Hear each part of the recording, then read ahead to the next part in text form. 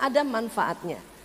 Kalau direbus, rebusannya bisa untuk kanker stadium lanjut, ya, untuk epilepsi, dan bahkan di Aceh sebetulnya untuk ya obat alami menghindari serangan hama pohon kopi atau ulat.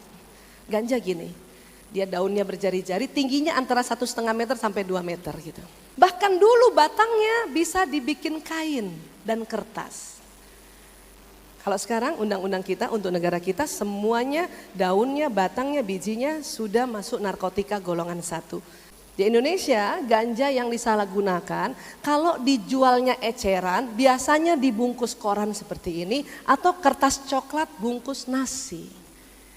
Bapak Ibu kalau melihat seperti itu pas dibuka daun-daun kering, daun biji ada batangnya itu ganja sudah.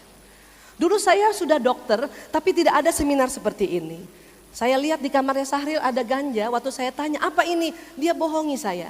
Itu dia bilang, itu pucuk teh pilihan. Jadi saya kira itu teh. Ya.